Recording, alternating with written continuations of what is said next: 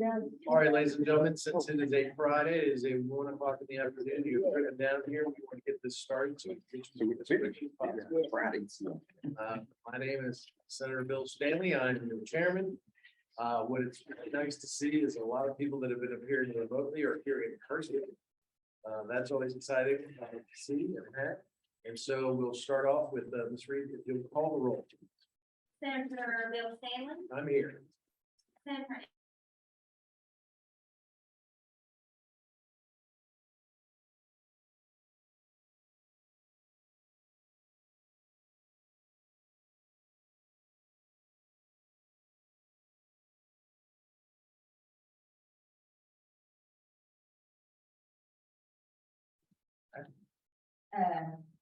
Catherine Tanner Brown.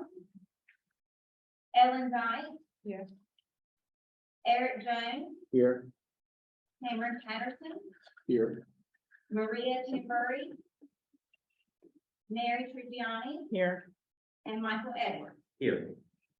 Senator, you have a floor. Thank you very much, Ms. Reed. We appreciate it very much. At this time, we may have certain board members who are appearing remotely. Is that a fact, Ms. Reed? So therefore, I'd entertain a motion to allow those members that are connected via Zoom to participate and count and have their votes count in the meeting, and they're being able to participate in the meeting, even though they are not attending personally. Is there a motion? So Motion being recognized. Is there a second to support it? Second. Second being properly supporting the motion. Is there any discussion on this motion? Hearing none, all in favor of permitting those who may be on connected via Zoom to participate remotely and count, to have their votes count in the meeting. All in favor, say aye. Aye. All those nay. And the ayes have it, and the motion is carried. Christina, do we need to then at this point in time roll call them as well, or are you counting them in the room? Okay. All right. Ladies and gentlemen, of course, part of the housekeeping that we always do in these meetings, in any meeting that you attend that you're a member of the board of, we have to approve the December 7th, 2021 meeting minutes, which should have been sent to you. Ms. Reed, has that been confirmed that everyone got by email a copy of the meeting minutes? Yes, sir. Not only that, the meeting minutes should be attached behind this agenda. And if anyone wants to read those, we can read those, take a minute to look at those. If anyone who would like a little more time to review the meeting minutes of the prior meeting of December 7th, 2021. Hearing no such request, is there anyone who has any amendments to the meeting minutes prior to their adoption? Hearing none, I would entertain a motion at this time that the meeting minutes be approved. So move. Motion being properly made. Is there a second? Second. Second, properly supporting the motion. Is there any discussion on the meeting minutes? Hearing none, all in favor vote aye. Aye. All opposed, same sign. And the meeting minutes for December 7th meeting of 2021 are hereby adopted. See, we're just cruising right through this. This is the time, of course, for my remarks. And ladies and gentlemen, of course, we are coming out of a pandemic. We are in a position now, Mr. Hall, welcome. We're in a position now where moving forward, we've got a couple things that we want to be thinking about. And of course, this board, in the years that I've been chairman, and even previously when I've sat on this board before, as I was not serving as chairman, has always been a very active board. This is not a show pony board. I've said it 100 times. The future of the economic revitalization of Southside, and especially Martinsville and Henry County, rely on many factors. One of those factors includes NCI, and I can tell you as a member of the General Assembly, like others here present, that we are counting on this institute to provide educational opportunities, unique educational opportunities that might not otherwise be provided or available for not only students, but those that may be police workers in the future. That has always been our mission, at least during my tenure as chairman. And this board has always been first and foremost in carrying it out. What we're trying to propose here, and I think this is an important thing to do, is perhaps schedule a retreat. The retreat can have a couple of agenda items, which I think we need some time to get together and really focus on. One is, of course, our course of direction in the future, and who will lead us, and what we expect that leadership to look like. And when I say that, I mean as executive director. Karen Jackson has been an amazing interim executive director. I cannot tell you how valuable she has been. I cannot tell you what a resource she provides. I cannot tell you what kind of credibility she brings to the table in the General Assembly and the legislature across both sides of the aisle and both the House and the Senate. And of course, her work for this institute, especially during the pandemic, has been absolutely incredible and outstanding. And her contract that has come due as of June, at the end of this month, June 30th. And therefore, we are now on a road as a board in search of a permanent executive director for New College Institute. I hope that I've acquitted Ms. Jackson well in describing all the great things that she has done for us. She is an incredible friend to me, and I think to Southside Virginia. And so I just want to take this moment to thank her for her service to this government entity. She came with an incredible resume. She leaves this place a better place than when she started. So if you all would join me in acknowledging her. She is on by Zoom.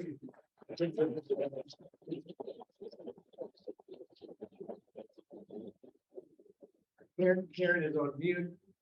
Karen, if you'd like to say a couple words, we'd be happy to have you at this time. Thank you, Mr. Chairman, members of the board. What a ride it has been. When I came to NCI, I didn't know exactly what I was getting myself into, and I think the staff would tell you the same thing. They didn't know what they were getting into either. But pandemics aside, it has been one of the best experiences of my life to work with the team at NCI, to work with you as a board. I have an update a little bit later. I'm not going to repeat myself, so I'll save those comments for that. But just know that you have my deepest appreciation, my deepest thanks for allowing me the latitude to lead NCI in a way that has now made it an international training center. You gave me guidance, but not boundaries. And that was hugely important to me as I look for partners, and I really set about trying to position NCI as a rural innovation center. And together with the staff, the board, myself, the support of the legislators and the legislature, as well as the governor's office, we've delivered on that.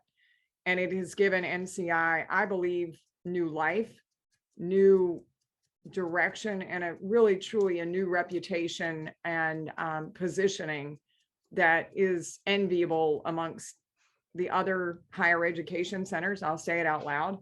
And I think it's enviable within the Commonwealth, because having conversations with Secretary Gadara, who's the Secretary of Education, she recognizes just the gem that NCI is, along with the other higher ed centers. But I think she particularly recognizes how unique NCI is in the roles that it plays in the community.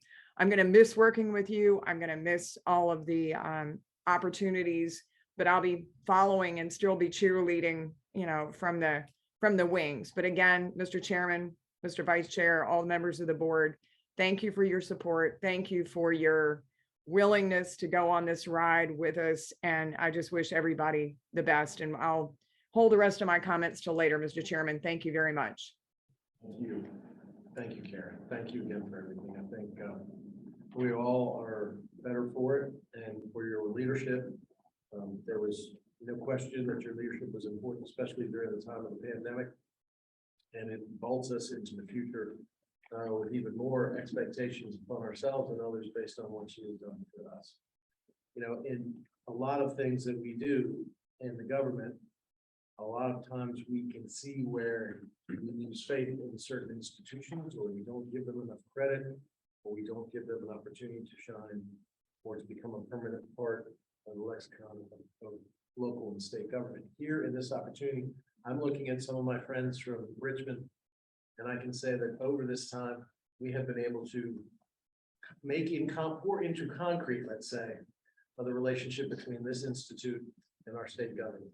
And its state government has made a commitment to us that will be ongoing, continuing, as it has purchased this building for our use, and for the use of the community. That is a very important step between The good thing was, is you were on camera, Mr. Hall. Your soda exploded during my awesome speech. But I think what we have here is a real commitment that has been demonstrated by the state. It's all over you too. And thank you. And for Southside. And I think that is sometimes, we who represent rural areas, Senator Hanger, Delegate Adams, we all know sometimes the urban, suburban, the Northern Virginia, those areas kind of overlook us. Even though we were as I've said, you've heard me say this a number of times before, we built Virginia's economy through the Industrial Revolution. And, we had some government action through NAFTA and CAFTA that took our jobs and put them overseas, but we've never given up in our spirit and our determination. And so it's nice to see when a state has made a commitment in such a way, a significant commitment to New College and to the people of Martinsville and Henry County and its surrounding area. So Karen has been an integral part of making that happen.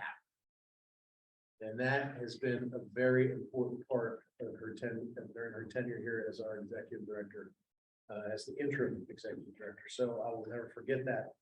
And we in New College should never forget that. And I would think that we as a board should memorialize that in some way or fashion.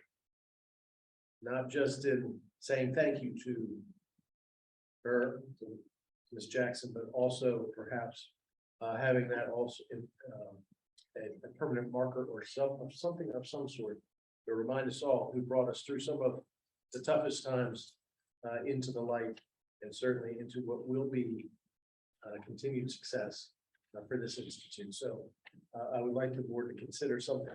Now, I mentioned earlier, we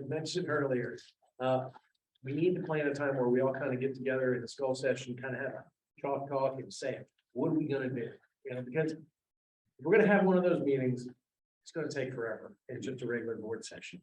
And I think a lot of people come to the table with different perspectives and a lot of great ideas, and we want to put them all together. And kind of look out 1 year, 3 years, 5 years, and have a significant plan that we can build on as others may come and sit in these spots in the future. We have left a pathway started by Karen Jackson that in the end is going to be, we are going to be that place that student who may not be able to afford a college or is not college ready can come here and maybe living at or below the poverty level here. We talk about this all the time, but I think it's an important part of it, and be able to break the cycle of poverty by getting an education unlike no other that it can be delivered by traditional institutions, higher learning or training centers. So I would like to, and I think we should discuss this further, but try to put together in the next months, maybe in the fall. I've looked at some of these things. We can do it here, the Museum of Natural History. We've got the Berry Hill Resort right down the way. We've got the pricier Kremlin Resort right over here. Condé Nast 5-star may be a little too much for us country folk. But I would think that unless you have an objection, what we will do is try to put something together where we can all come together and let's chart the course in the future. Not just some of the things we're doing now, but what do we want to be in the future? So if that's okay with you, Christina, Ms. Reed, if you'll start the planning of that. Do I need a motion for something like that? I don't believe so. Anybody not want to do it? What about including our stakeholders too? Sure, absolutely. You want to, stakeholders, I mean, I never pretend to know everything. In fact, I can tell you right now, I fake almost everything that I do.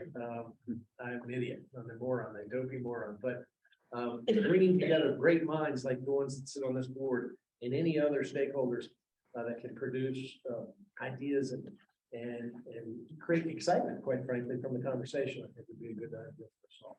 A lot of institutes do things like that. A lot of companies do things like that. Usually what comes out of them are great things, great ideas, and really a renewed spirit in executing on the ideas that we find. So I'm going to ask Ms. Reed to do that. What we'll probably do is see what everybody's schedule is like.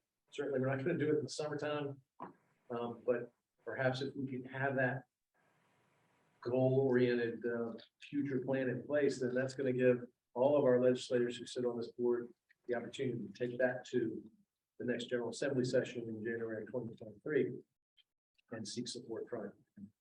I will divert, and I've got a couple other things to talk about. Senator Hanger, you were a conferee, weren't you supposedly? So, yeah, I had some input, sort of. Are you familiar with, we had made some certain requests for new colleges. Right. We didn't get everything we wanted. Right. Do you want to tell the board exactly maybe what your input and beliefs were and what happened? Where You we know, are? actually, I would not be a good one to discuss that piece of it because it wasn't one of my focal areas. And it was done, sometime in the dark of the night when I wasn't in the room. Right. Well, maybe that's the best thing you said. Okay. Christina, would you like to tell the board how we did or how we fared or not? I believe it hasn't been issued or, sent out by DPD, but I believe that we were able to retain an additional 1 million for 2022-2023. That goes away in 2024, but we have $1 million to kick off broadband. And I'm going to talk about broadband training here in a little bit. Christina, since my chairmanship, let's just go, I've been at this 4 years. We've seen a significant increase in funding and really a lot because of Senator Hanger's efforts in making sure that we not only secure the baseline funding when I was just a member of the board that was kind of shrinking, we've increased it significant and comparatively more than some other higher ed centers and even percentage wise than some colleges and universities. Is that fair to say, Senator Hanger? Right. And what I was referring to in the dark of the night, there was It was a exactly more that. ambitious goal that was on the table that wasn't achieved. That's right. But nevertheless, we still see, we're still seeing continued support from our partner, the Commonwealth of Virginia. And I think that's a very good point. We have significantly increased, as you'll see with budget numbers, our funding for the state. I think that is significant and demonstrates the confidence that the state government has in us, and really because of your efforts, Senator Hanger and Karen Jackson as well. And so I appreciate that. Mr. Chairman. Mr. Chairman, if I may. Yes, Executive Director Jackson. All in, I believe, and we've still got about $1.5 million out pending on a HRSA. It's a healthcare related grant. We're somewhere north of 3.5 million in external and state funding. Now that doesn't include like the purchase of the building and that sort of thing. This is just monies that have come to NCI for projects, grants, technology upgrades. We're north of 3.5 million, with still a little bit pending in the time that I've been at NCI. I was going to save that for later, but it seemed important here. So it's about 3.5 million. Thank you. Thank you. And that does not include the $1 million for the broadband or from the General Assembly this time.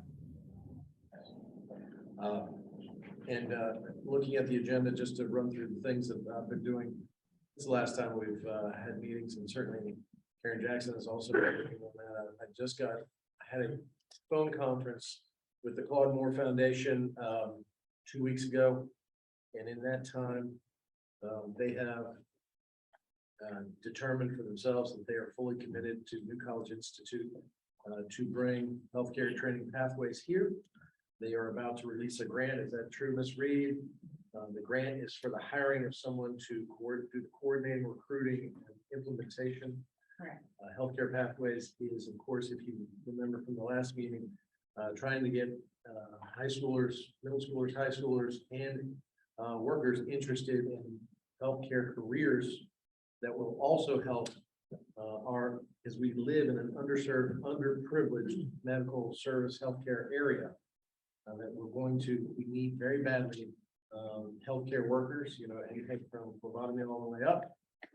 Even what we're trying to talk about is also EMTs, which is something Ms. Hodge-Muse said was very important. So that is something that we've been talking about. So the first steps now of having that partnership with Claude Moore is on the way.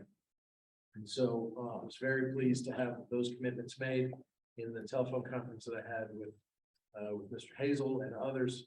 And so we're very excited about getting that started here. We also have, the ability where some other higher ed centers and even community colleges don't, which is marketing. We talked about the need to market these. It's enough to have open a classroom and say, hey, come and learn to be a certified nurse assistant. But if they don't know about it, if we're not going in there and pre-educating those students about why this works and why this is a great pathway to maybe becoming a nurse. If we don't market these, then they're just open doors usually in classrooms and empty seats, and we're not going to let that happen. So we're committed to doing that as well. And then we then had a further discussion with Claude Moore, and we're in the preliminary stages. We haven't gotten the full commitments yet, but George Mason University is creating an academic rural center, a healthcare and academic rural center. Through some of their science majors, ag majors, career paths in science and agriculture and in the rural areas. So what we want to be and what we're negotiating right now to become, it's in the early infancy of it, is to become the academic rural center for George Mason University. And what we're hoping to do, because, and they're going to be coming down here pretty soon and taking a tour. We have the equipment, again, because of Karen Jackson's efforts, updated equipment. We have the building, we have the space, we have the ability, we have the high bay center, and guess what? We're in a rural area. So we check all the boxes, and so I've been making a pitch to make sure that we are it, that we will be that rural academic center for George Mason University. And I'll have more information about that later. What I have been thinking about, and I'll talk about this in the next thing I'm talking about, is I want to put together a small committee of those who are willing, those maybe in the area, those who be willing to travel with me to go and make sure that we're always on top of these issues. A lot of times we have good ideas and, and we want to do it, and maybe the other side doesn't fall through, and we've had that happen, or it kind of goes by the wayside as we kind of pivot and go somewhere else. I really want us, when these ideas are coming up, it's not just me on the phone talking. I want members of this board who are willing and have the time to go, and let's sit down and let's, again, put it into concrete and make it happen. And then not just facilitate these type of programs and opportunities, but also making sure that they succeed. So we'll talk about that in a minute. These next two ones are what we're talking about. The Lineman Training School, I've reached out. There is currently a Lineman Academy. If you know, lineman is electrical lineman. It's a certification program, a credential program. Of course, we need more electric linemen. It is a good paying job. $78,000, $90,000. They are incredibly well paid. We need them in our rural areas. Our co-ops especially need them, who have to travel long distances in maintenance of our electric grid and our lines and everything like that. And so in a long-term relationship with Mecklenburg Co-op and its CEO, John Lee, he and I sat down in the break between the time, and we talked very seriously about bringing the Lineman Academy, which is right now South Side, and eastern part of South Side, to New College Institute. This will provide excellent educational opportunities that would otherwise not be available for potentially students who want to come in and get a well-paying job, great paying job. Lineman is also kind of hand in hand. Then we started discussing with the Broadband Academy, broadband training. Karen Jackson had brought that up before, and the vendors who we have to pay a significant amount of money to, and some of the money in the darkness that might not have gone in there that Karen Jackson asked for, would kind of prohibited us from participating or bringing that broadband training and broadband academy to the college. So knowing my friend as I do, the co-ops are leading the charge in providing rural broadband in part of the last mile attempts to make sure that we have broadband in every corner of the Commonwealth of Virginia. In that regard, he and I then sat down and had a long conversation. They want to create a lineman certification program. I told them about our hope, what we were trying to do. And the great thing is that at a much less cost, I am now entered, we're going to try to sign an MOU here in the near future, but we have entered into at least an agreement in principle but we have to move fast to create, not just have, but to create with the co-ops, the broadband academy.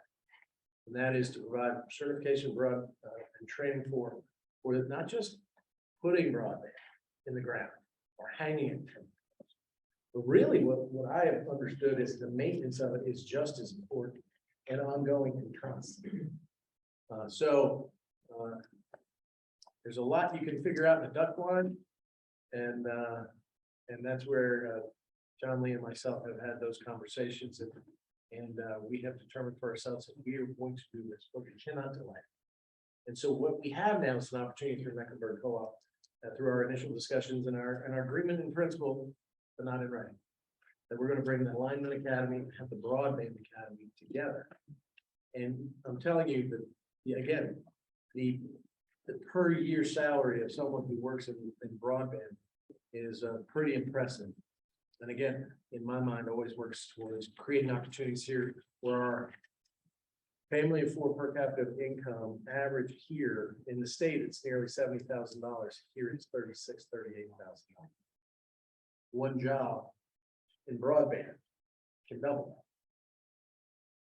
One job as a lineman can double that for a family. And so, and these are educational programs that don't last forever. We can constantly update in a continuing education format. And we have the capacity here in this building to do it. So what I'd like to do is at this point in time, I would entertain a motion. Well, first, let's have a discussion about what I'm talking about. Has anybody got a discussion? So just to clarify, Tell me that. broadband training, meaning with the installation and maintenance of forthcoming lines that, like you said, the power companies are trying to complete the last mile. Yes, and I mean, it's even fusion, coding it and bringing the lines together and making sure, when you take one line to another. I mean, he was describing all of this to me, and I went to law school, I had no idea where to start. Yeah. So, but it sounds pretty intricate, it sounds pretty detailed, and it's a long-term job. It's not a job that's just here and then broadband will go away. And it's portable in that the credentials that we're hoping to create, whether it be in broadband or in alignment academy, areas are portable. That is, they can be taken into other fields, other similar fields. Doesn't have to just be with broadband. So when did we look at starting our first cohort in both of those? As soon as we possibly can. In fact, I'm calling Mr. Lee after this meeting. And then what I want to do is take a couple, whoever's willing to come and meet, let's sit down and sketch out.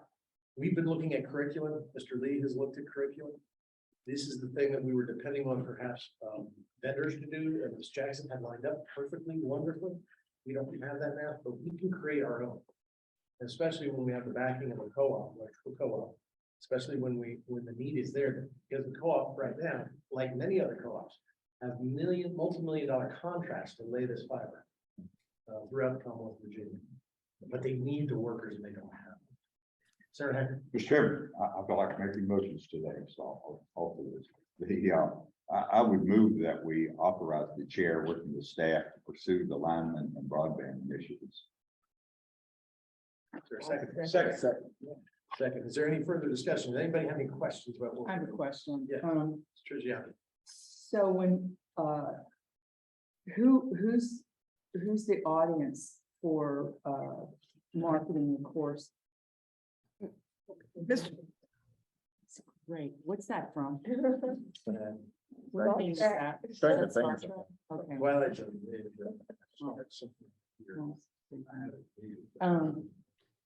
So are we seeking to attract a national student base, or are we focused is that a longer term goal, and the shorter term goal is to train people within Virginia, within South Side?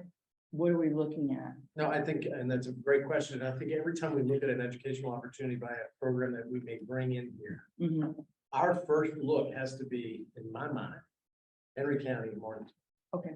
Patrick County, Halifax, the surrounding counties and areas, the rural Franklin County.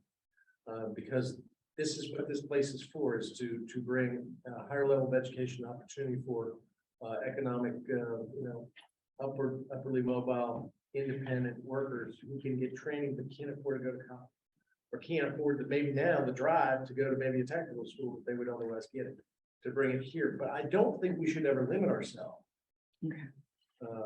From having the opportunity that if someone from North Carolina wants to come and get this training, we'll pay for it. Should be turned away in the same way as we go north of the James River. So we would hope that as first this is created, what we're tending to is those, even those students in high school right now who are thinking about careers. The sophomore, the junior, senior, those would be our target audience as well locally. But then I think you cast a wider net once you solidify what we're doing and how we're going to do it and it's successful. Thank you. Hold on, Mr. Jones. Just a comment. I really like the initiative. I think it's an exhaustive initiative being in this space with AT&T. We have the current copper issue, right? We have a lot of copper in the ground. It's not fast, right? So broadband includes that as well. So cables included in the broadband definition. So it's the training of how to get that out, right? How to get the fiber in. Now you work on a different medium, how to track it, trace it, monitor it. So it's a huge opportunity that comes with a lot of implications that once you get that infrastructure in the ground, it ties a lot of things, first responders, it ties them to now the global first responder network, national first responder network. So a lot of opportunities there in a way I can help support. Definitely. You're on the committee. Mr. Chair, can I just add something? On Tuesday, we actually launched our first broadband training program at NCI. We have, I think, and somebody can correct me if I'm wrong, it's either 5 or 6 students currently going through that program with AmeriCrew. For those of you who don't remember, I think I mentioned AmeriCrew in the last meeting. They're a training organization that focuses on veterans, but it's Veterans Plus, but it allows veterans to use their GI Bill to come in, get training. Virginia is a massive veteran community. And so it allowed veterans to come in, get the training. There's an existing curriculum, and then go directly to work in an apprenticeship type model with River Street and others that are providing broadband services in the local area. The biggest area of need that has been identified based on my conversations is truly fiber splicing. It's a highly technical, highly sophisticated process that there's just not enough of. The workforce is a national issue. All of this money, at the federal level, state level, has all been doled out. There's not been a dime spent on workforce.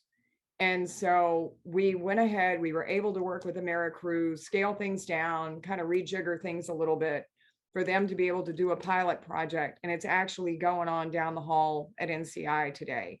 So we're very excited that they were willing to take the plunge with us, even though things didn't exactly turn out as planned. But Mr. Chair, I will happily give you the contacts at AmeriCrew so they can be part of the ongoing conversation. They have the curriculum. They're working with the co-ops. There's a whole cadre of folks that they're working with in order to get these folks jobs. But it's a combination of veteran as well as non-veteran participants that allows them to do what they do. So we took a baby step. And so that will be something that you'll be able to leverage and build on going forward. Thank you, Ms. Jackson. And again, this came from her, of course, the things that she always thinks about. So, when we did not get the funding that we thought we needed to have the full program, certainly pivoting and also bringing in the co-ops directly. And with the passing of legislation that I sponsored, that when community colleges or higher ed centers or regular colleges and universities are not teaching certain programs that we want to bring in, that we can teach them ourselves. And so this is the first of that.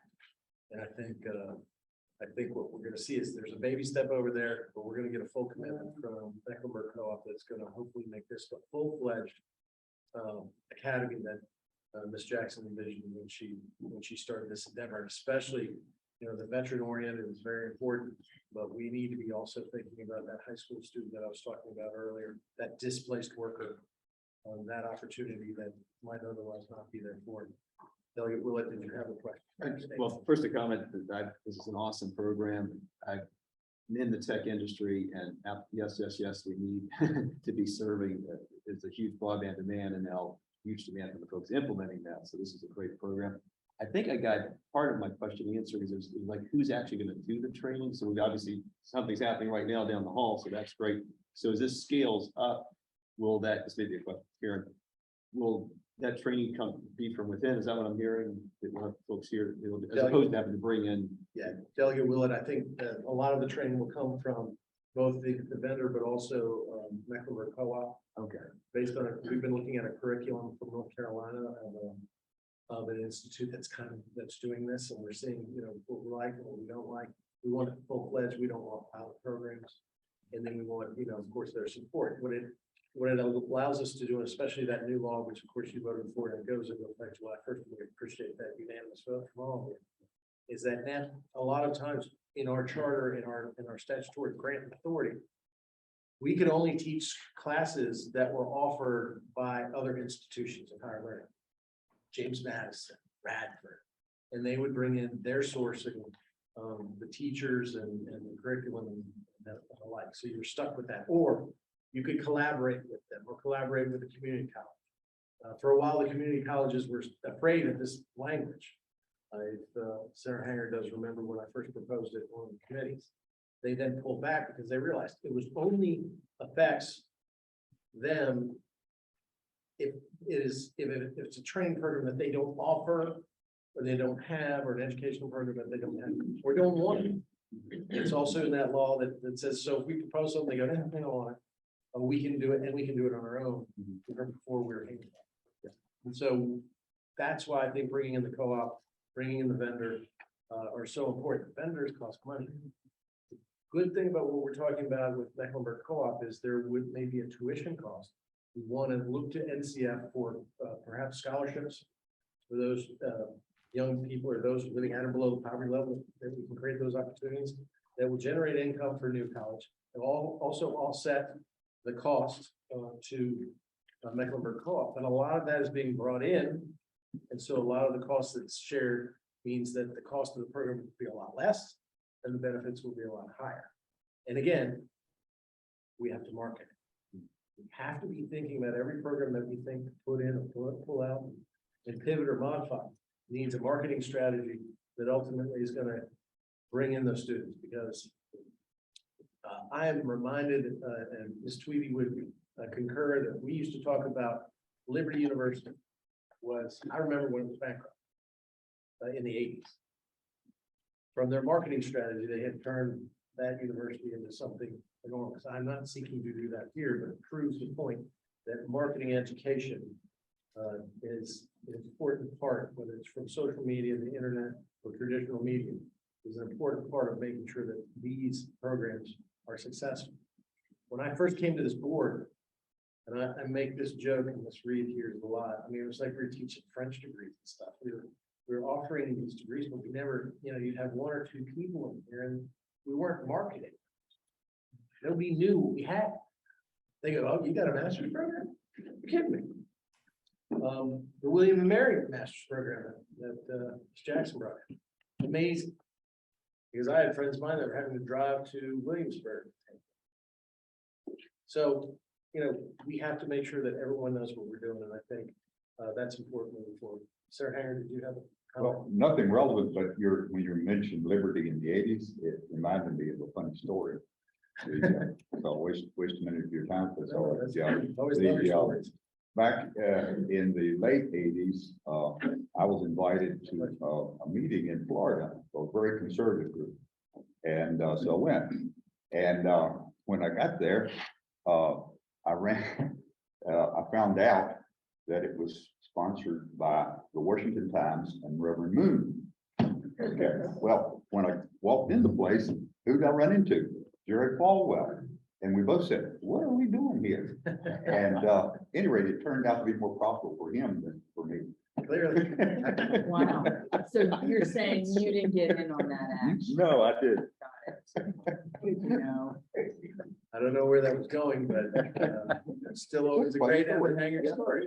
So, yeah, when I was a lawyer in Northern Virginia, I sued the church. And you would have thought, I mean, I've never had more people look at me. That's another story again, but yeah. I serve, Yeah.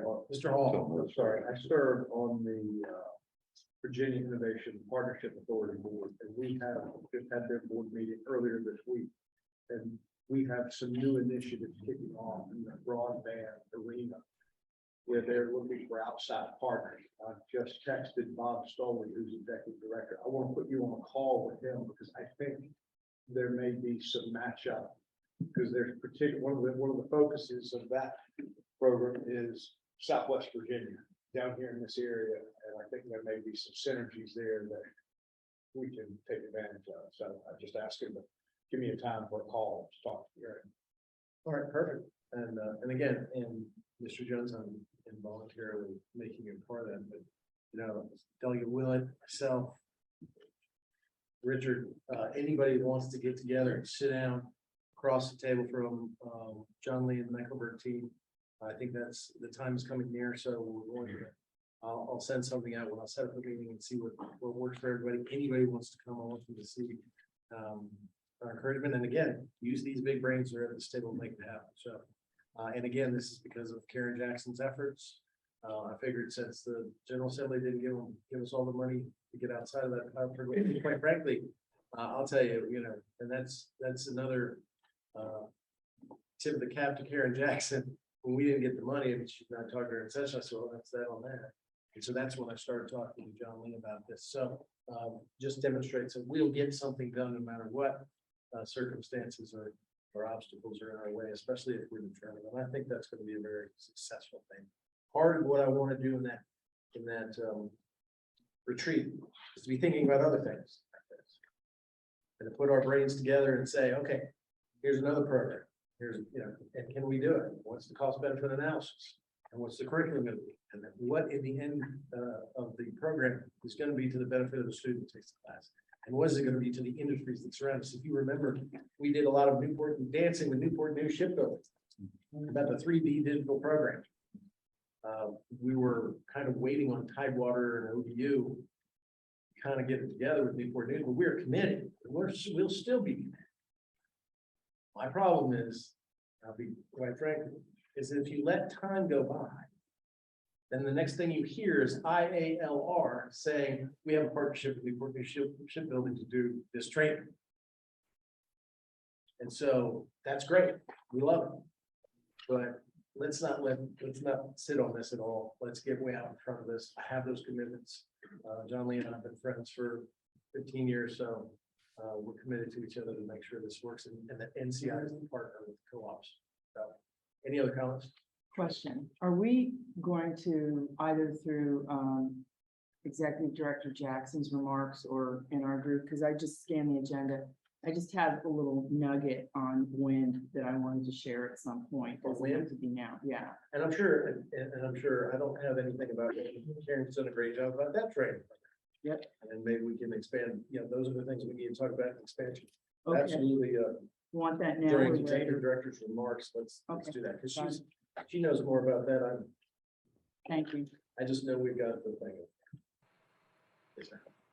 I just, I'm sure you all are very aware that you did mention it, but if we do planning, it's remember to maybe we can have a real good partnership, which maybe we do already with our foundation. I don't know that we do, but if all of this, our planning, so that we never have to say that we are not getting the funding we need, because maybe we can get that funding, from our foundation. Sure. But I said, as I'm new on the board, so I don't know exactly how close you are, but. Chairman, I think Mr. Jones. we, Richard and I, Finance Committee has met with the foundation outside of this things and to talk about that, right? To talk about bringing them to the table, being a stakeholder but also a partner, that, you know, we want to hear ideas. But of course, it was more of a, olive branch, let's have a conversation and let's talk about what the possibilities are. I think the landing pad for that is the offsite or our, you know, strategic planning session, whatever you want to call it, right?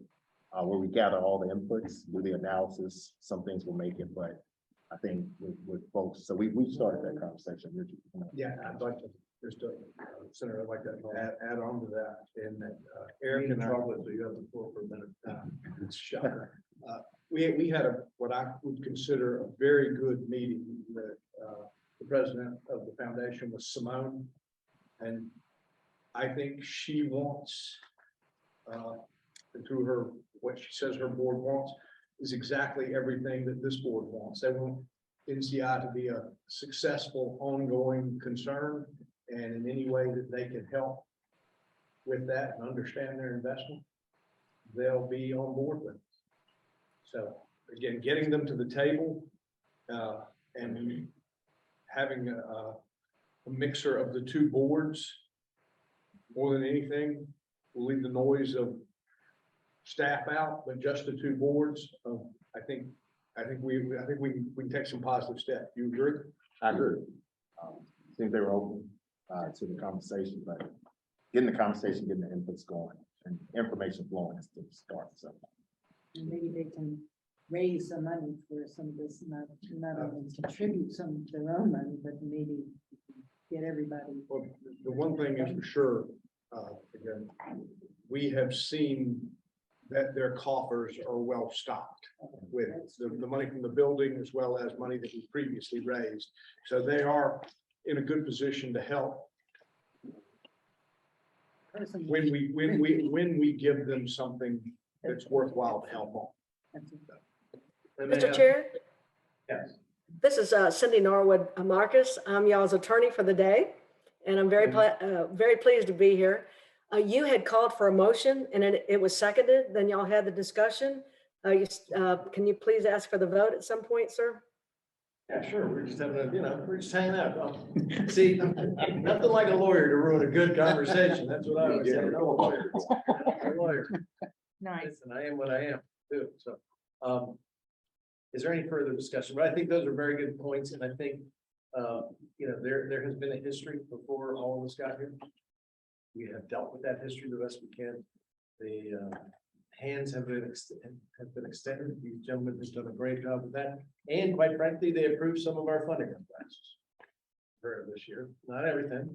No, we're gonna cover that in budget, yes. But we have had some good success, and we expect to continue that. And when I say stakeholders, as he mentioned in the retreat, from what these gentlemen have accomplished, that's part of the stakeholders that we want to have in this planning retreat. So, any further discussion?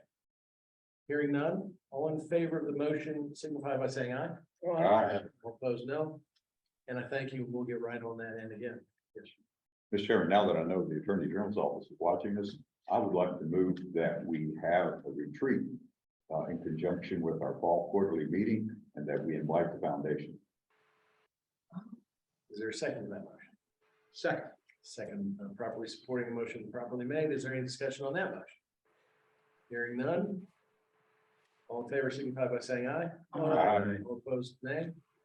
And that motion carries as well. As a follow-up. Do you want to make it for Primland and that Hall has to pay for it? If we pay for it, otherwise I want to go to Ferry. Could I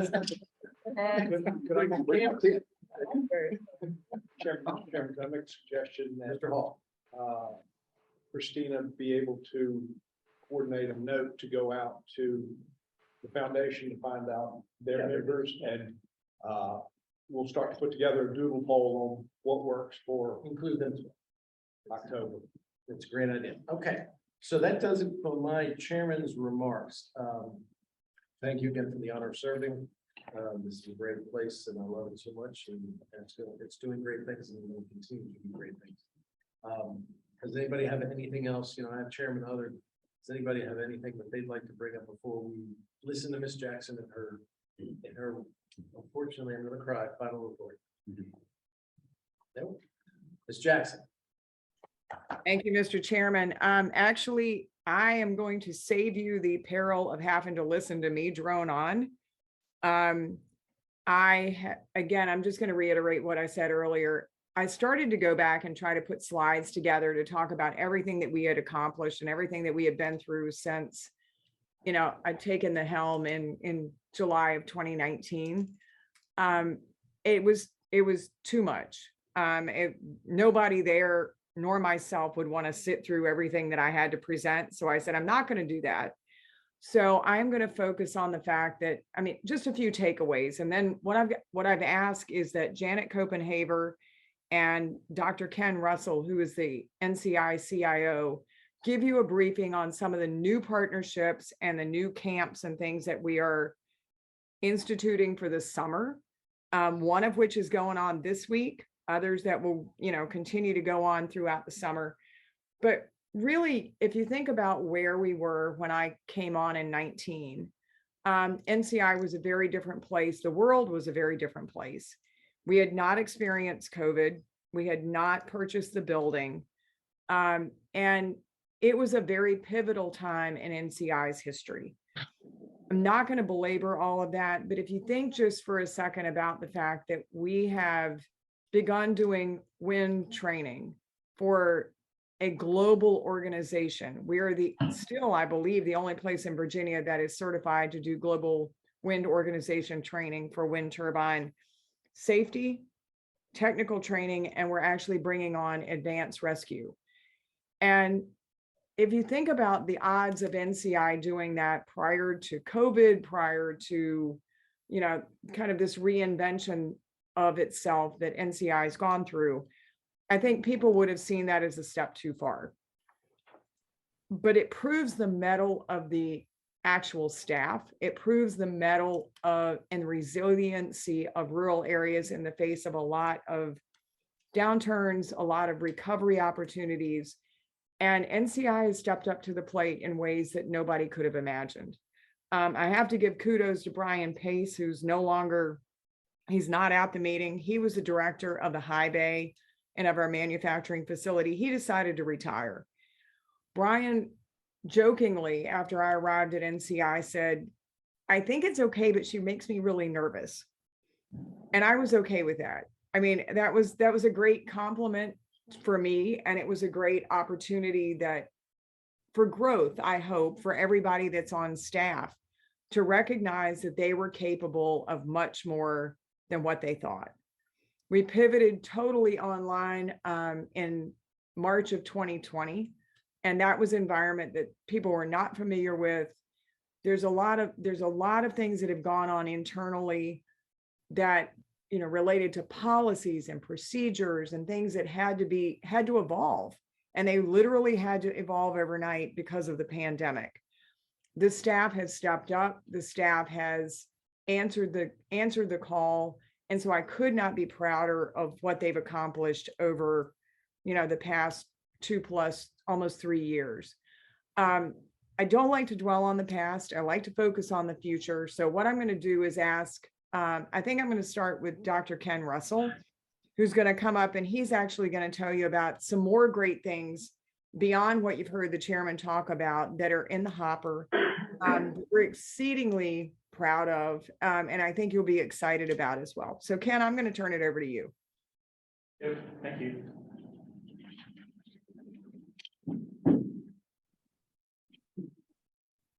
Hi, folks. I guess I'm just kind of around here. I was kind of reading things. I've got one slide for you. That's all I've got. Taylor told me I've got to turn this on. So. Yeah, all right. I don't think I really need it for changing the slide. I've only got one. Unless I'm going to start it. Yeah.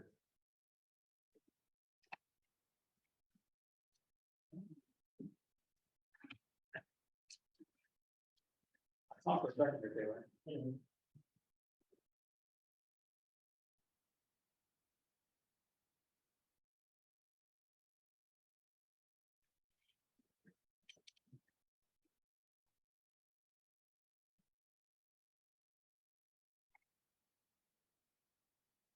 There we go. Right, so I'm just gonna kind of walk you through, kind of a list of things. As Karen said, there's a lot going on, but I at least want to address some of the things that we're doing.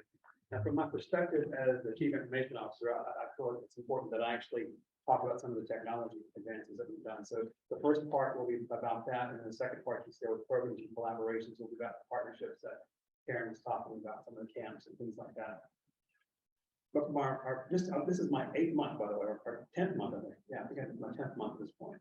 So we've had a really deep dive into just stabilizing our technology environment here at NCI. Those 3 bullets at the top right, focusing on partners and not having vendor relationships is critically important for us. The focus on simplification, resiliency, and automation via cloud-based or cloud-focused environment. And then, of course, valued voices and participation. Reaching out across the Commonwealth to get partners and people that are interested in helping us and getting their voices heard around technology. Part of that, I can report to you that we have a very robust security effort going on as we speak. If you have an NCI email, then you've been attacked, as most of the people have been, phishing attempts and that sort of thing. But if you have an NCI email, it's intentional, because Tayway and I have actually worked with a company called Nova4 to actually help get some training, specialized training for all of the staff here at NCI to understand what phishing is and how to respond to it and not panic and that sort of thing. So that's been really good this year.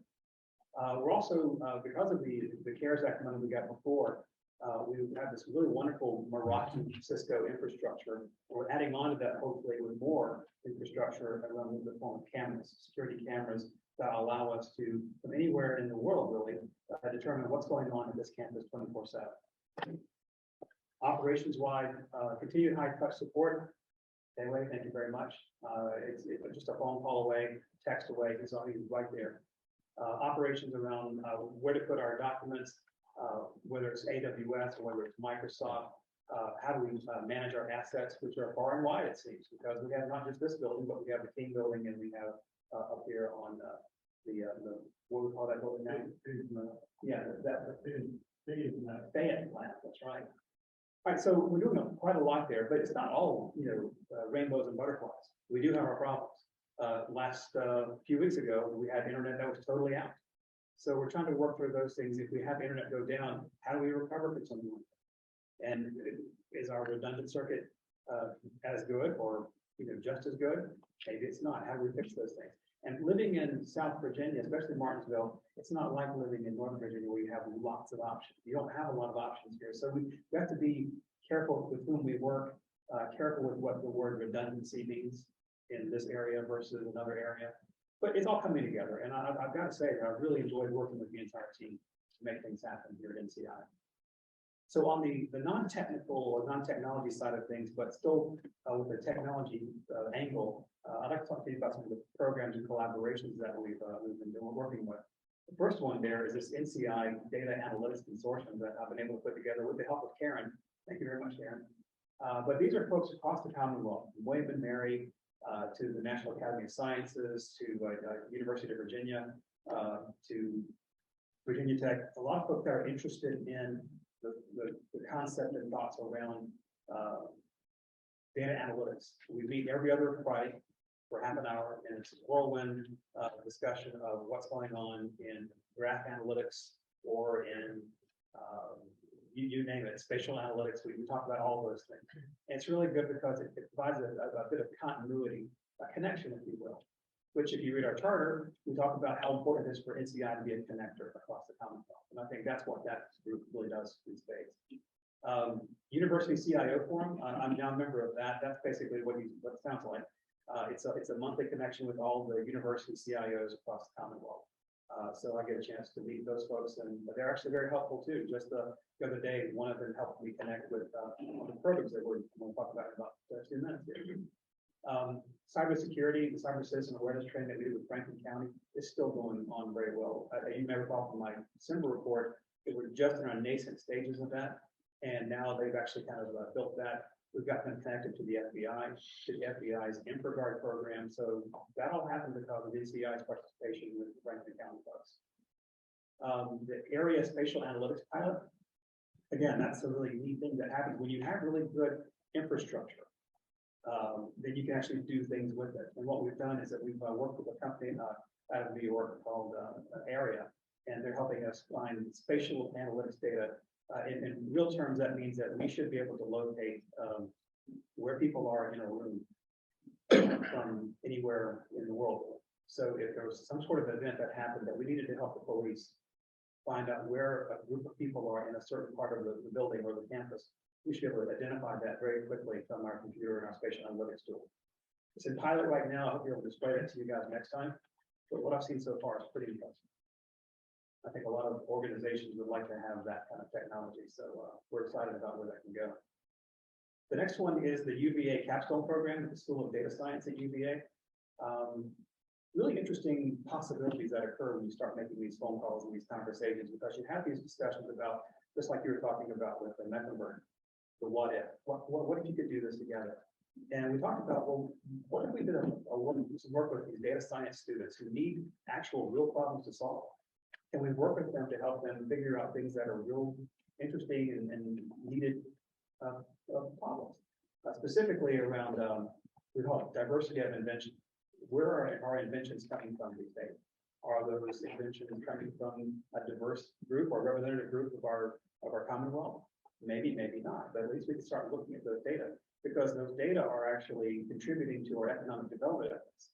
For example, a measure that's popular now is number of patents. How many patents are coming out of Martinsville? How many patents are coming out of Franklin County? How many patents are coming out of South Virginia as compared to Silicon Valley or as compared to Northern Virginia?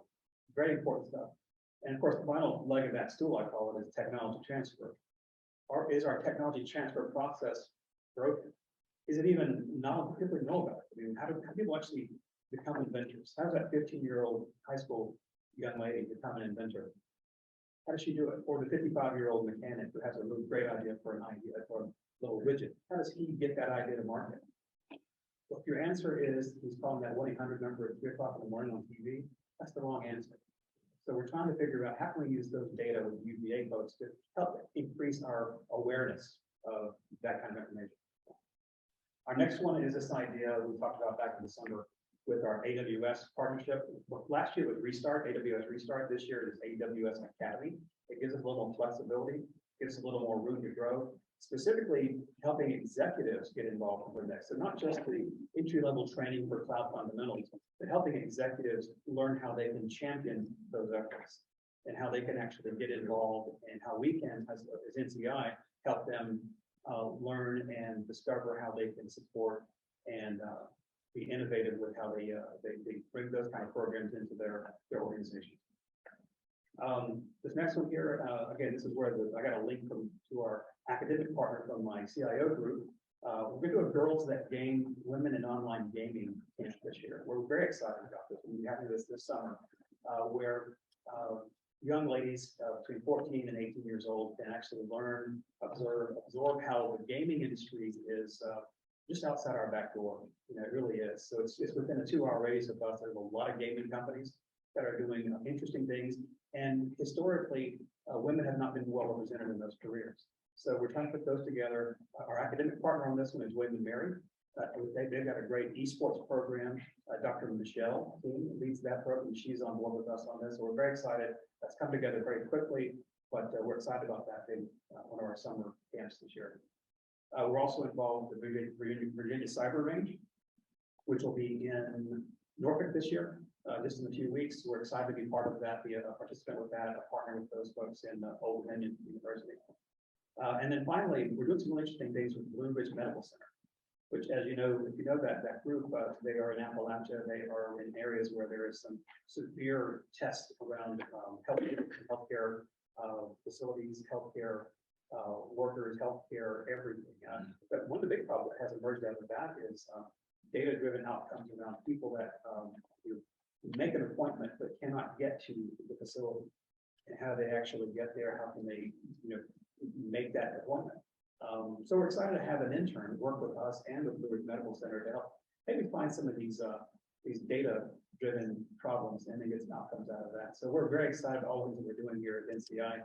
I know that's probably a lot to go over, but I'm happy to take any questions and talk about it.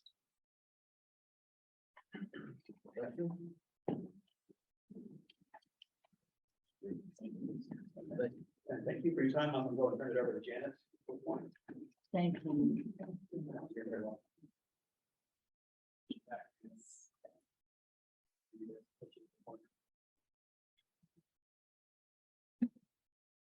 Good evening, and we'll talk to you a little bit about what we're doing with K-12 camps and our initiative. The first one is the AFA Cybersecurity Camp. This is our third year to do this camp, and it's with the Air Force. And Toei and I actually teach this camp. It's going to be the third week of July.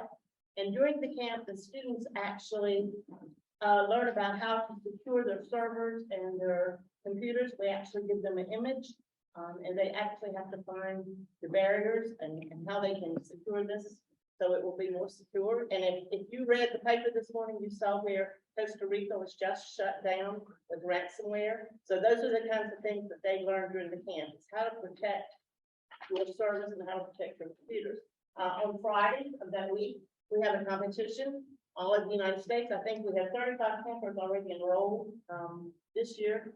So from California to Texas, and we actually have some local students this year. These students compete with other camps all over the United States. And last year we had one in the top 10%, and I think one in the top 4%. So the scores are as you protect your server, you get more points. So it's the higher scores are the ones that they always put up in the top percentages. So we were very proud of NCI students. VISTI and DOE Leading Ed Tech Forum. The VISTI board meeting, that's the technology committee for Virginia. So what they did was they came to NCI in October. No, they're coming in October. They came in the spring, and they actually had their meeting here. We had 170 participants, educators all over the United States, all of Virginia to come to that one. And we're going to do it again in October. Our health career camp, which Karen mentioned, is going on this week. It ends in about 20 minutes. This career camp was one that we put together with our partners in Henry County. We pulled in Martinsville, Henry County EMS. We pulled in Sova Health. We pulled in Henry County Schools, which actually gave us a bus. We pulled in Martinsville Racetrack. We went through careers locally, even though we're a rural area. We do have careers in health that we know our students could do. So we pulled them all in, even Pasadena Community College for their nursing program came over.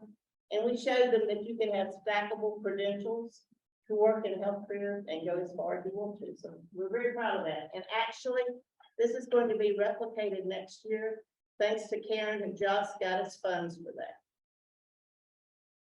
Henry County Schools Administration and Teachers, we hosted them at the beginning of the school year, and we hope to do that again this year. And we showed them the things that NCI has to offer, and if they wanted any technology classes, or if they wanted anything that we can help them with, we asked them to let us know.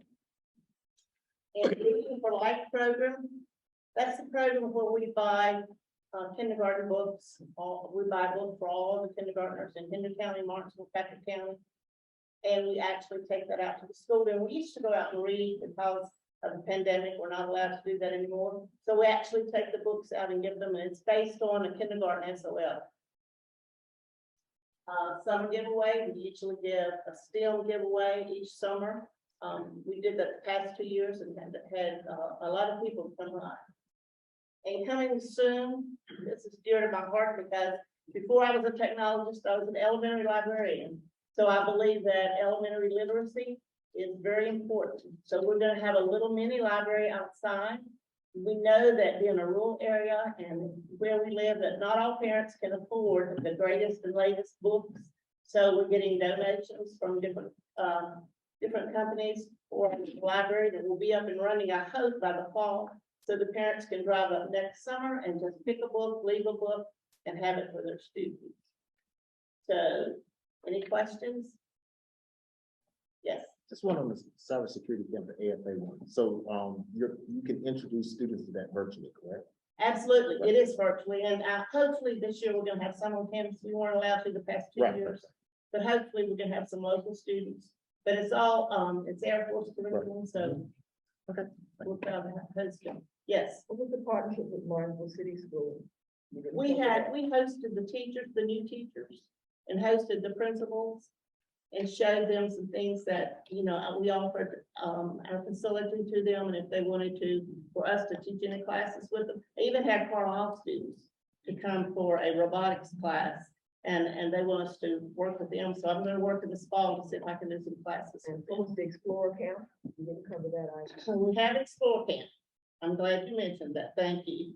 We have 2 classes from Henry County Explore Camp that are going to come to the campus and tour the wind turbine and tour, we're gonna do robotics with them and then tour the manufacturing center.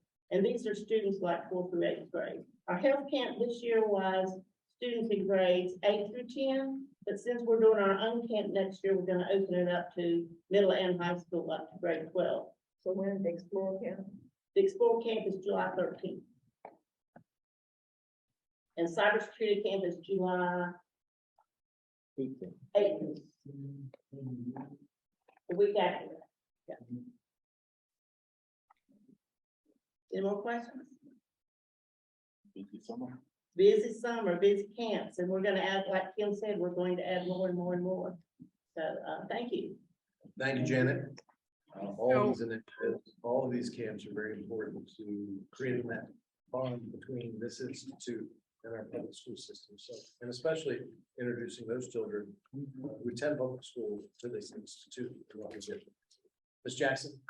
Yeah, Mr. Chairman, so as I close out, I mean, I hope based on what you've seen, the partnerships and the opportunities that we are bringing, it's not always about quantity, but it's about quality. And I think if you look back to the offerings that were in play, 3 years ago versus the one that you've just heard Ken and Janet talk about. I mean, you look at the breadth and the depth of those conversations and the role that NCI is playing in that, it's astronomically different than what you would have seen 3 years ago. And so we have worked diligently to, snare partners in the middle of a pandemic, which has been inordinately difficult. But on the community side of the partnership as well, you've always talked about increasing foot traffic. You look at the camps that we're proposing. We maintained summer camps throughout the pandemic. They were very different. I never thought I would see a camp hosted where we handed stuff to people on a pool skimmer. But you never know where your career is going to take you, but it worked. We were able to maintain that continuity and that connection with the community. We have reached out to the community in new and exciting ways. I had hoped to have a slide for you on the rental of the building. It is very difficult to get any kind of rental space in the building anytime. Everybody's starting to open up. Everybody wants to use the facility for meetings. We've actually partnered with a electric scooter company called Bird, who will be hosting a nest in the parking lot. We've partnered with Rooster Walk and some of the uptown organizations to use NCI as an anchor, to use, the facility, but also use the capabilities as a jumping off point for all of the activities that are going on with the Gauntlet and others in uptown. And so we really have, I believe, repositioned NCI as this Uber community partner, this Uber partner in cutting edge industries such as data analytics, wind turbine training, broadband training, brought together partners that would never have had the opportunity to come together before. They've been able to partner under the NCI roof. Some of the work that Ken was talking about is actually in partnership with Research Triangle Park, which is not a partnership that NCI has had previously. So it's not just always playing north of the border. We're now starting to pay homage to the fact that there's a lot of activity and a lot of opportunity that based on proximity is fair game. And we need to exploit that as well. So I'm going to close out again with a heartfelt thank you for allowing me to be in the space, to have the fun that I've had, to walk the walk with each and every person on the board, the staff, and just say thank you again for this. I truly believe that I'm leaving the campground better than I found it. And I think that you now have a foundation to build upon that will take NCI to heights that were otherwise unimaginable 3 years ago. So thank you again for everything.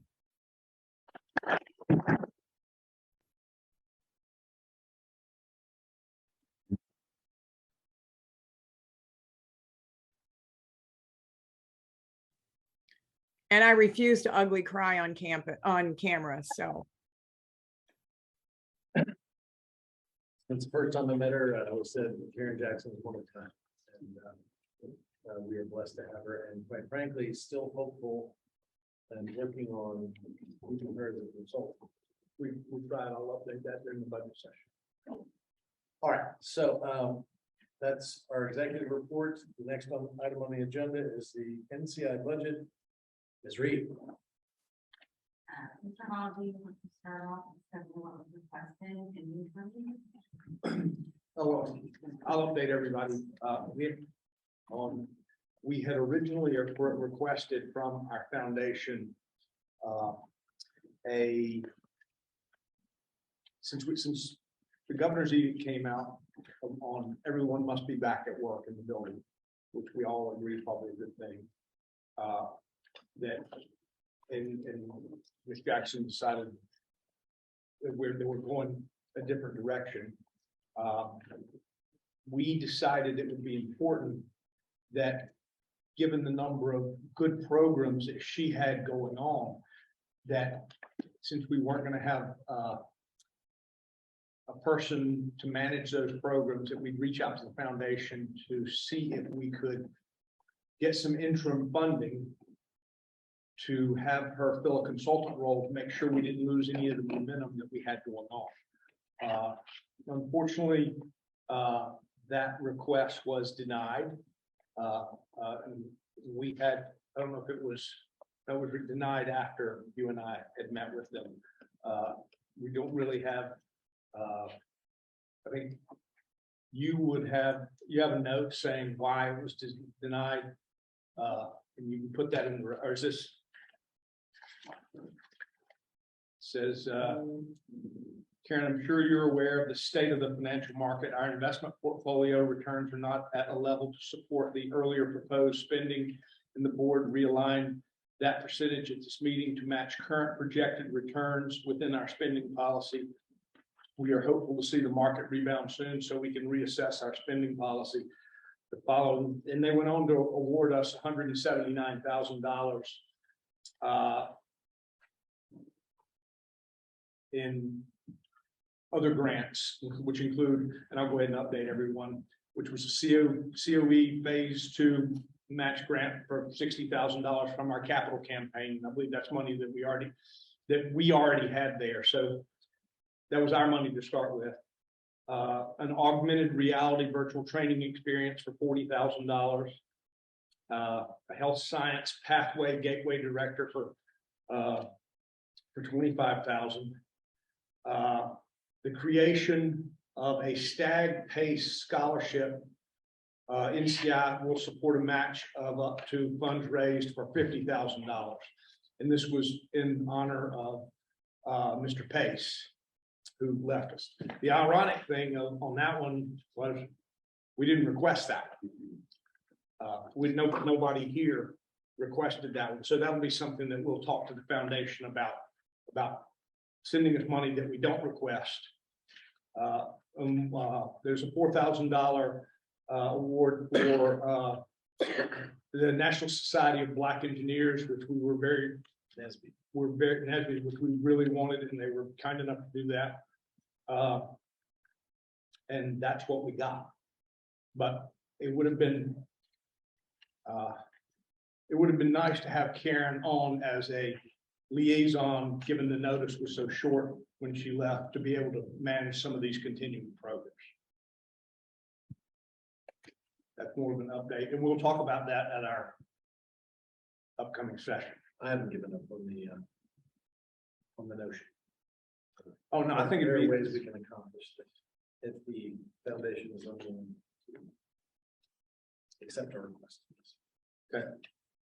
And I'm just telling you, we need to take a vote on it. But we just need to find a way to that consultation. The consultation comes in two forms. One, of course, for all of us, for our staff, for our faculty, but also for us in the General Assembly.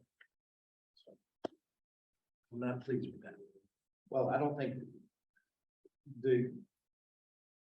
I want to preface this by saying we had, and amazing doesn't even describe the meeting we had with Simone. I think, oh. Oh, she's on? Oh, well, good. Well, I think she would concur, that we had a great meeting and she is a valued member of this community and just like us, wants to see us do real things and have a plan and wants to work together with us to do that. I think personally, in this case, given our situation of the good things that Karen had going on, for us to ask for a small, again, I think we asked for less than around $100,000 for some period of time, is very short-sighted towards the ultimate goal of the direction we're going in. And the excuses on the downturn in the financial market, we got $10 million. We're asking for 100, and you give me 50 that I didn't even ask for. I'm gonna be very honest. I mean, we didn't ask for a scholarship for Stags. You don't send me a note. I think Mr. Kevin DeHonick sent us a note that congratulations, you get this $50,000 that you didn't ask for. When we should be, and as we did, we put our priorities out there. Our priorities would have been to have Karen hang around. Karen is very important. Very important. Okay. All right. Mr. Chairman, if I can make a comment. Yes, sir. Real quick, just on the priorities, and just give the board a synopsis of kind of what we laid out for the priority. One of the main topics that we talked about was continuity, right? This area, we made the case, I think we got a case to say, you know, one of the things that sets this area apart is not when competing with other metropolitan areas is redundancy and the number of people you have in the backup in the queue, right? Larger areas have 2 to 3 people behind a position in close proximity to the field positions. You see that across industry. Look at industry benchmarks. You can see that that's what sets bigger metropolitan areas apart, but it's not necessarily the quality of the people doing the work. That one person that's doing the job could do the job that you have 3 people to do. It's just the problem with Martinsville and other areas that one person could leave or move on or do something else. And then we're back to the redundancy issue. And CIO talked about it with networks, and I'm talking about it with the networks of people, right? This is something that plagues an area, and it's not I don't think it's a disadvantage just from a geographic perspective, right? It's what it is. So we kind of laid that case out and said, you know, this is, you know, something that has come up. She's moving on, but we need that redundancy. We need that capability to carry on operations throughout. So it's kind of what we laid out. I think everybody was receptive I to think that. so. But I think that's the message we continue to carry. Absolutely. May I add a little? So this week I was in Richmond at a meeting with, I'll say who it was, Dominion Energy. NCI's name came up as a potential major source of training for the talent that they're going to need just in the wind turbine space. And it comes up in conjunction with other types of things. You mentioned Southwest earlier.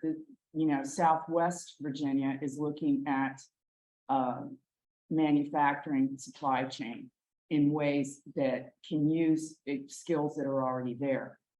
This wind turbine training program is something different. So not everybody has to have the same program.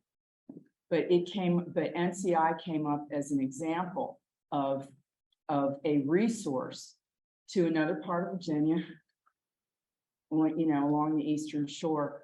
That wouldn't have happened without Interim Director Jackson's leadership on this. So this is the continuity point you guys are making. So thank you. I completely, again, Kevin and I, Eric and I brought that up, and the whole wind program would not exist without care. Its success is dependent upon care. I don't know what we'll do with that program without her continued leadership. Or input, Or right, input, as a again, consultant, right, and also her rural chops. Well, no, she does have a lot of rural chops. So, Again, Thank this you. didn't turn out to be the way I wanted it to be, but we brought all that up and it's unfortunate. And I think once we get our meeting in the fall with the board members of the New College Foundation and the board members of this foundation, I think you'll see that we're much more aligned than not, once we remove staff on both sides from that conversation. Any other comment? Sweet. There you go. You put all your stuff in this week's chair. I didn't see her show up. She was late. yeah, on the call the whole She was. I know you were. It's here in the card, right?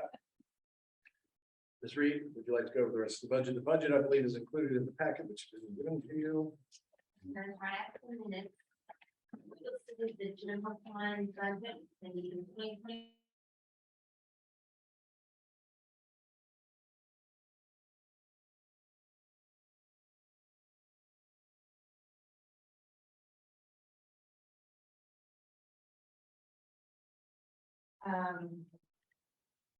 The third column is the proposed budget for the coming year.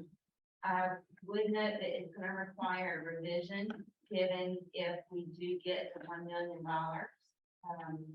in appropriated money. So we'll adjust the budget, once we know a little bit more of the direction it's going in.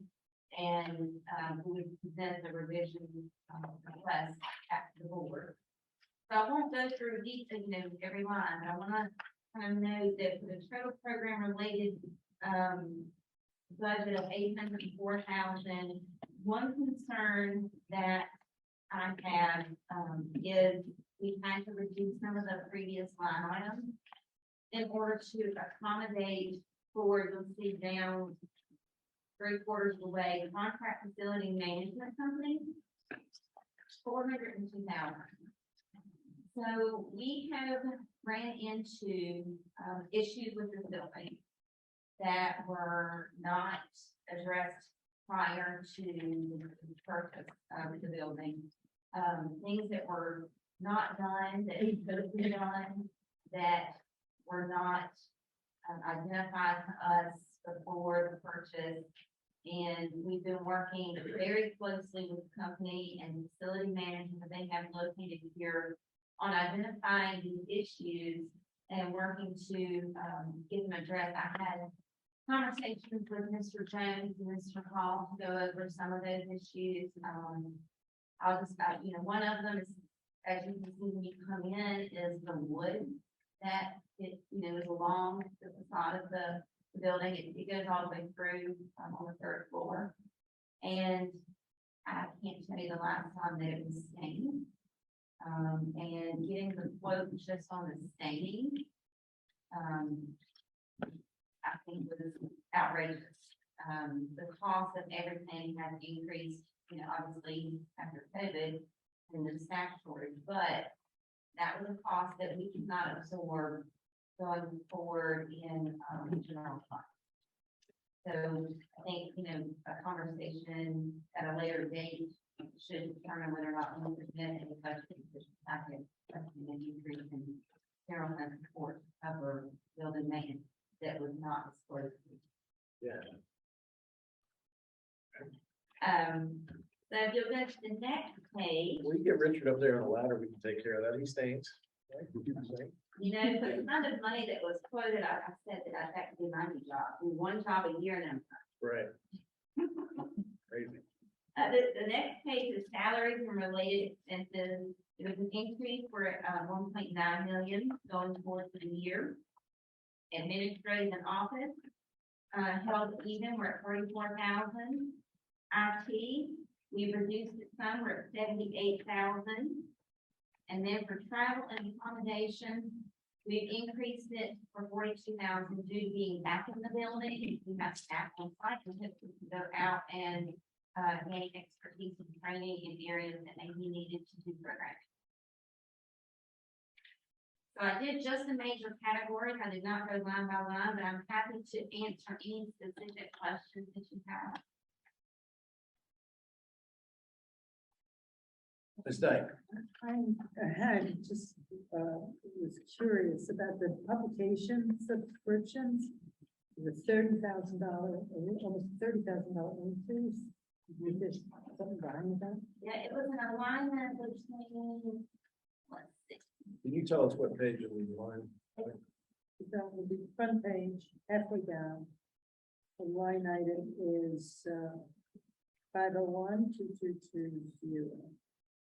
we had a little adjustment between organizational memberships. We reduced it by 7,000, and some of those went under publication subscription. And then it was an increase for services for press release development, press release. I'm hoping I'm getting the wording correct, where you send it out to the media to ensure that we're getting NCI's message out there. That was a newer purchase that was not in the previous. Other questions? Mr. Jones? In the IT budget, I see the reduction in costs over the approved and proposed. Is that due to, is there anything associated with that, like the movement to cloud, or I'm sorry, I couldn't. just the total information technology budget? It reduced, correct? Yeah, we reduced it by the 30,000 you'll see under the computer operating service non-HEDA. Mm-hmm. That's because that cost transferred to the maintenance Got it. group. Yep. To cover that contract. Got it. Okay. Further questions? Stay. These, having to fix up the building to the tune of the $400,000. We had a contract when we got the building, was it done by contract? Was it on the foundation, is that from the foundation or from the state? We purchased the building from the foundation. The State Department of General Services was involved. They handled all of the contracts, the negotiations.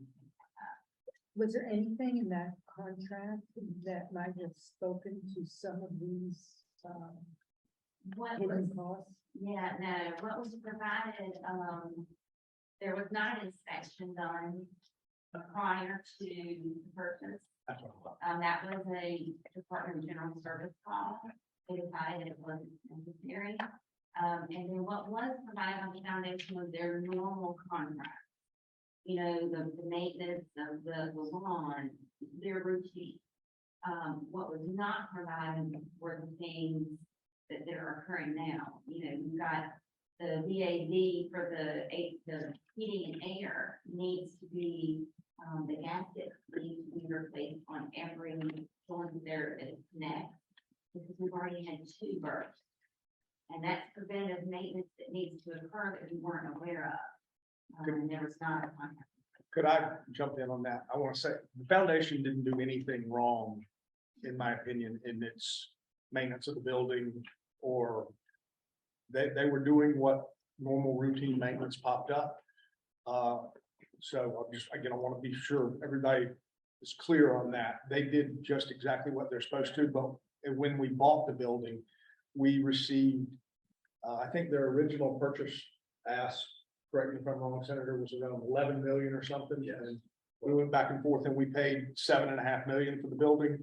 So I would assume it was built into the purchase price there somewhat, as well as, and then we received we got a significant discount on technology in the building in that price. And then we received $1.5 million from the Northern Administration to upgrade all the technology. Now, did it cover everything else that was out there? When you own a building, this is part of maintenance, support, and welfare of the building, and preventive maintenance is just something that is we're coming in, we're gonna have to play catch up on and get there. And this building design, I missed the earlier part of your discussion, but Christina reached out to me several times going, holy hell, have you seen these quotes? this wood is very expensive, and we have a certain design here that requires. Okay, you got a nice building, you gotta take care of it, and I think this would be a lot less had we taken care of it over the years and not, and this had been predicted. So, long story short, it is what it is, we gotta find a way to correct it and go forward, but the foundation did nothing wrong. My question had nothing to do with the foundation Okay. doing anything wrong at all. My question was just, what was bargained for when we bought the building? Sometimes you bargain for certain things that are in your contract, and sometimes when they go wrong, there's a contract to back it up, and that's all. I think That's we- what I was asking. I was asking, is there anything in the contract Yeah, that may help with we gotta be. this? But that, nothing to the foundation at all. No. It was just a legal question. No, I understand. And the legal question and a legal answer that requires a legal answer is because of the price reduction too. It was a pretty scaled down contract in terms of being able to take control of the building undervalue. There were questions because a lot of grants were used to build this that came from the federal government. So those really were assets. The foundation itself didn't put forward assets necessarily. It became the owner of the building because in order to get the grants to build the building, it couldn't be a state agency or that owned it. It couldn't be the state that owned it. It would have to be. It was a that. very convoluted process that went on for. Into a straight contract that didn't provide. Right. Yeah, and you know, it's caveat and. Well, there are many contracts where you pay full price, you Yeah. don't provide for it. I just want to make sure someone had looked at the contract, that's all. Yes, and I With think, respect to Senator this. Hanger shook his head, yes. You know, we can look at some of these things and make adjustments. Right, like Department of General Services needs to do an evaluation, then we pick it up in maintenance reserve. Get it up to snuff. No, and we've spoken to DGS about that. Yeah. I just want to be sure you knew, we ended up where we ended up and now we own it. And we'll fix it the best we can. Yes, sir. And we as the state. So We as the I mean, state, it's that's what I mean. responsibility of our budgeting process. This is in the portfolio of the state, it's an asset. Christina, Ms. Reed, is there anything further? Do we have to take action? I'd like to make a motion that we approve the budget as reported. There is a motion to approve the budget as reported. Is there a second? Second. Secondly made by Ms. Dyke. Is there any discussion on the motion properly supported by a second? Do we add the caveat that it would be adjusted once the additional revenue comes in? That's why you're the smart one on the forward. I think that has to be a part of your motion. Are you willing to amend? I'll amend my motion, so as stated. Do I have to unwind that or can I just? I think I need to remove my motion. Yeah, withdraw your motion. I'd like to withdraw the motion Now make and make a new motion that we approve it and we're able to amend it with the money. Subject to the adjustment. Subject to the adjustment, yes. as described by Ms. Reed. Is there a second? Second. Second. Second properly supporting the motion, the amended motion. Is there any discussion on that? Hearing none, all in favor signify by saying aye.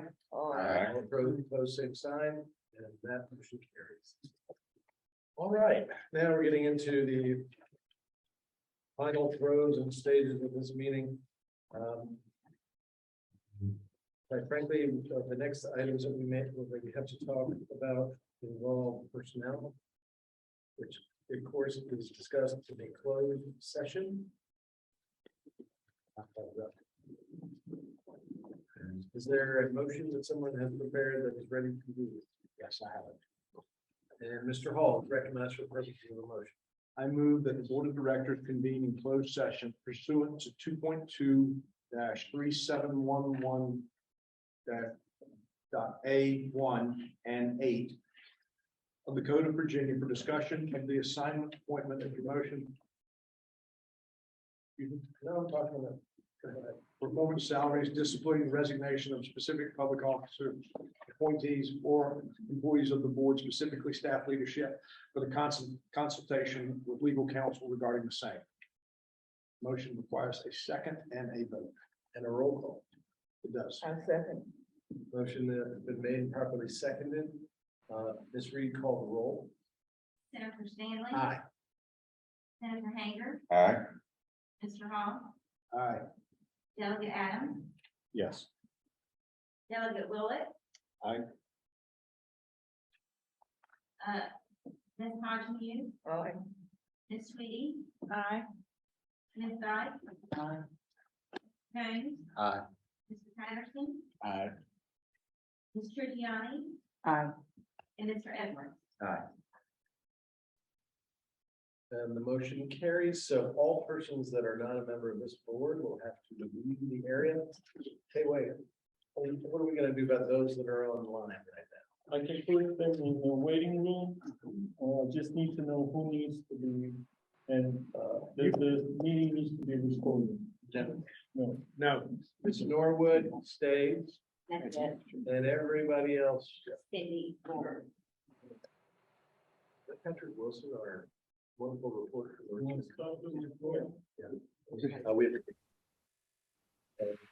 I believe there's a motion as we come out of closed session.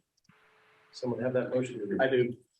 Whereas the Mr. Hall. Whereas the members of the board of the New College Institute convened in a closed meeting on June 24th, 2022 pursuant to an affirmative recorded vote and in accordance with the provisions of the Virginia Freedom of Information Act.